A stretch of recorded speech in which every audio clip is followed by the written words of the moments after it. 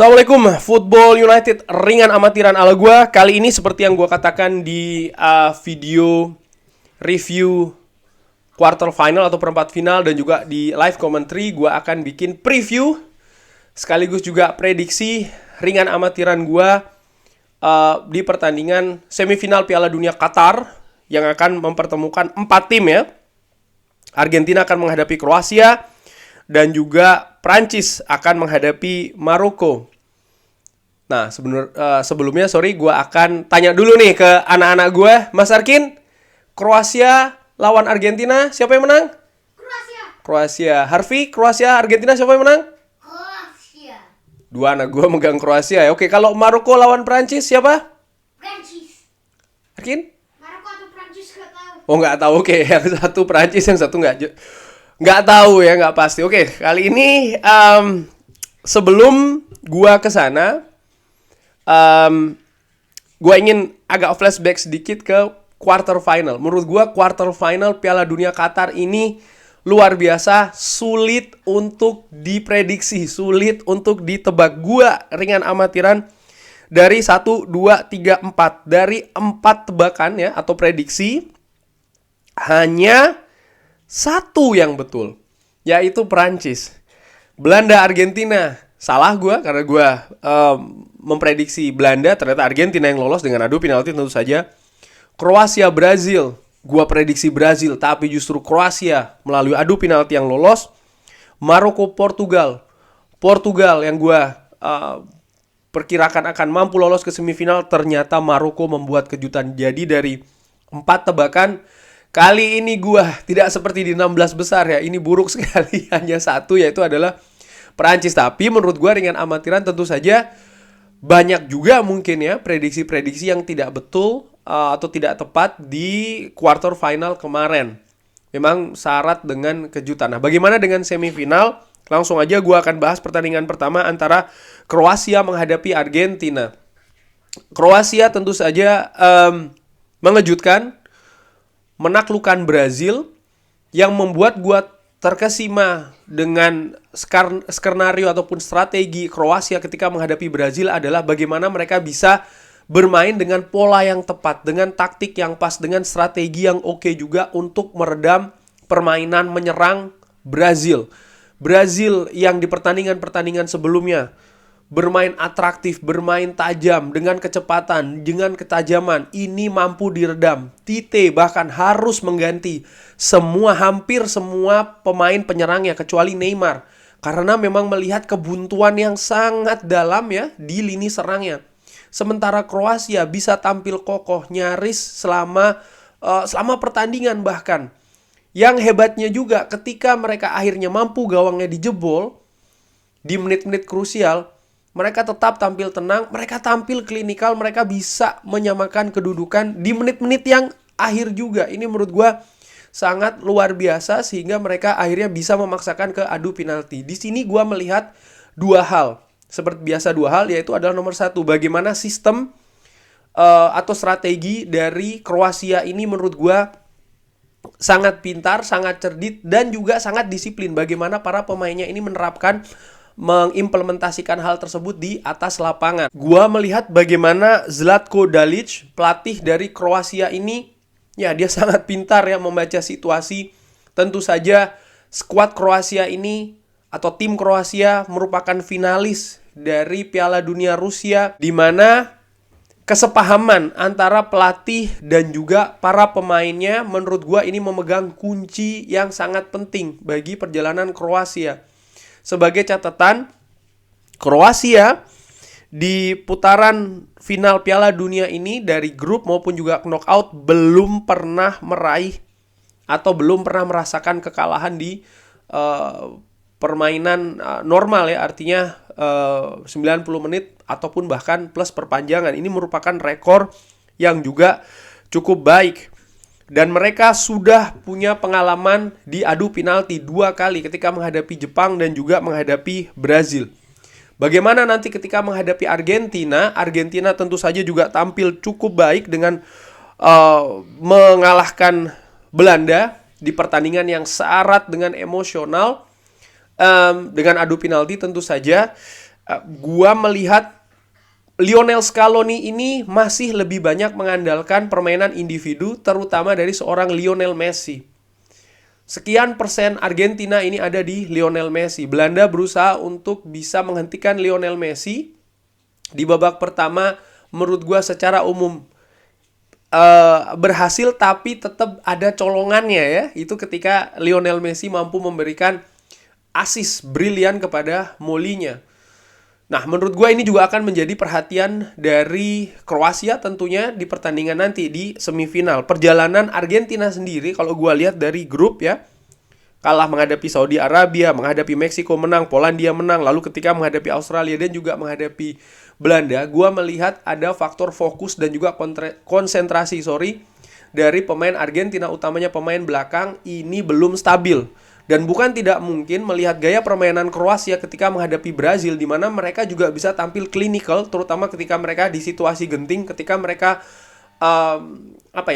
melakukan counter, melakukan transisi, walaupun tidak sering, tapi mereka bisa tampil klinikal di sana. Ketika menghadapi Jepang contohnya, walaupun Jepang cukup solid di lini belakang, Ivan Perisic mampu menemukan celah di sana dan mampu memanfaatkan. Pun juga ketika Kroasia mampu menyamakan kedudukan di menit-menit genting, menit-menit kritis menghadapi Brazil. Ini menurut gue bisa menjadi catatan yang mungkin berbahaya bagi Argentina. Argentina sendiri menurut gue sekarang mereka menjadi favorit di turnamen ini, di sisa 4 tim ini ya, tentu saja bersama Prancis. Ini juga menurut gue akan memberikan semacam beban ataupun juga pressure ya, tekanan terhadap tim itu sendiri.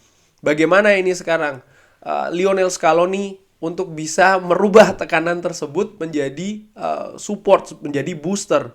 Ini menurut gue akan menarik. Hanya saja gue melihat faktor fisik itu juga akan menjadi salah satu elemen yang penting di pertandingan semifinal lainnya, di mana perjalanan kedua tim ini tidak bisa terlepas dari faktor fisik. Sudah sampai semifinal, ini pasti ada penurunan kondisi fisik. Siapa yang bisa lebih cepat recovery-nya, itu menurut gue yang akan bisa meraih keuntungan. Argentina tentu saja di pertandingan terakhir menghadapi Belanda itu syarat penampilan fisik ya, dan juga emosional ini agak sedikit lebih menguras kurang lebih menurut gue dibanding Kroasia. Walaupun demikian, kalau untuk melihat ini siapa kira-kira yang akan lolos ke final antara Argentina dan Kroasia, prediksi ringan amatiran ala gua memperkirakan Argentina akan unggul lebih tipis. Faktor sekali lagi dari seorang Lionel Messi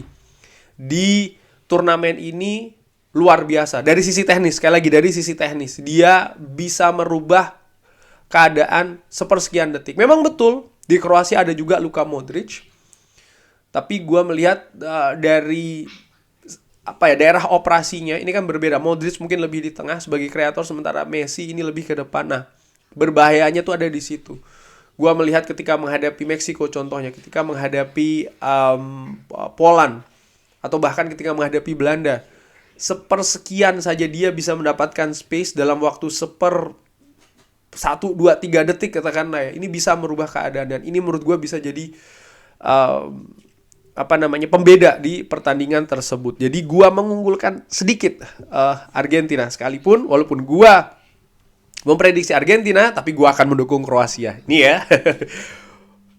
Objektifnya gua, prediksi gua Argentina, tapi gua akan mendukung Kroasia. Oke, di pertandingan lain, Maroko, kejutannya terus berlanjut sampai dengan sekarang mereka berada di 4 besar. Luar biasa, ini sudah merupakan sejarah menurut gue ya.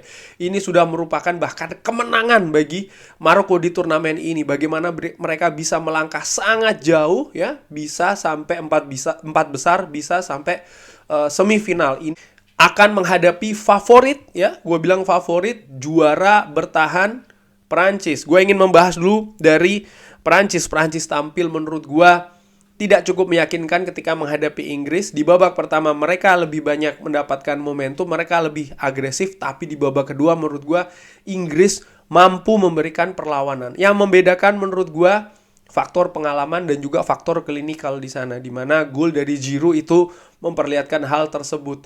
Tidak banyak mereka mendapatkan momentum dan peluang, tapi mereka mampu memanfaatkannya dengan sangat jitu. Ini yang membedakan antara Inggris dan Prancis menurut gua dengan amatiran di perempat final. Tapi di pertandingan-pertandingan sebelumnya, ketika menghadapi Poland, ketika menghadapi Denmark dan juga atau bahkan menghadapi Australia, tidak menghadapi Tunisia karena pada saat itu Prancis banyak menyimpan pemain intinya.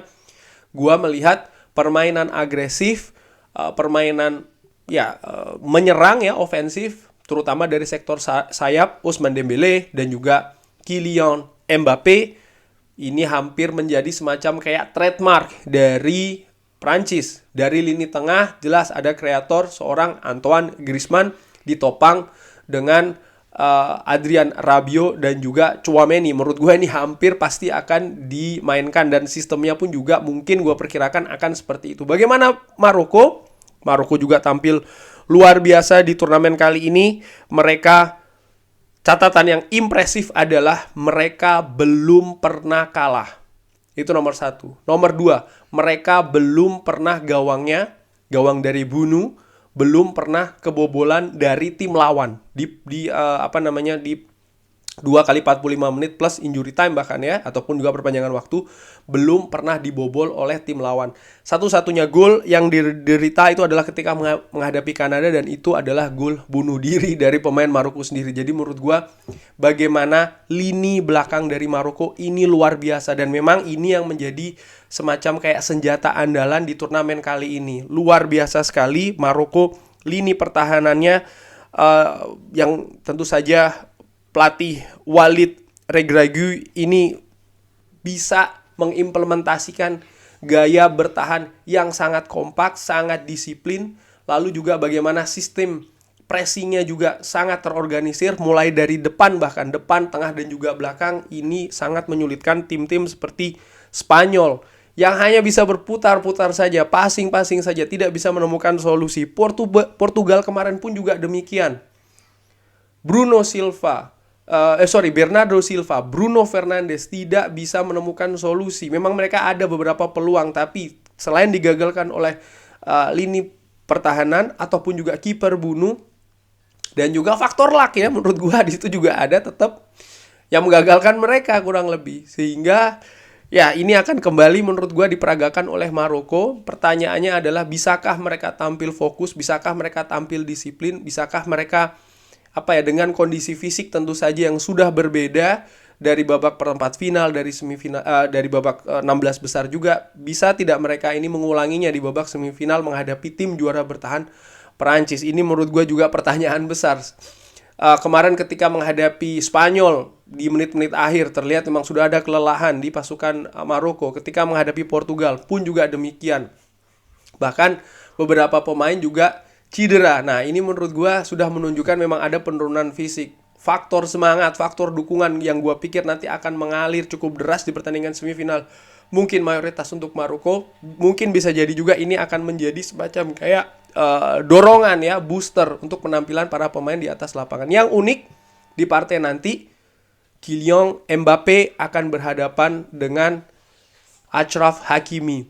Dua pemain yang memperkuat tim yang sama, Paris Saint-Germain, bahkan keduanya ini adalah sahabat, akan berhadapan langsung head to head, di mana Kylian Mbappé ruangan operasinya, daerah operasinya ada di sebelah kiri, sementara Achraf Hakimi ini adalah seorang bek kanan. Jadi mereka ini akan betul-betul head to head. Menurut gue ini akan sangat menarik.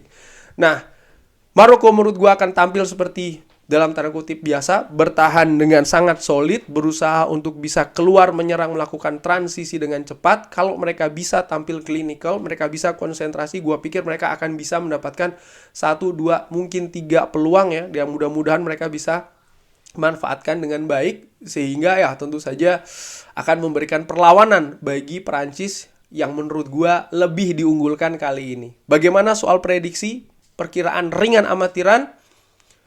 Gua memprediksi Prancis yang akan lolos ke final, walaupun gua 100% akan mendukung Maroko. Bagaimana menurut Sobat Football United? prediksi, dukung siapa? Drop di kolom komen. Terima kasih sudah menyaksikan. Jangan lupa like, sholat, subscribe. Wassalamualaikum warahmatullahi wabarakatuh.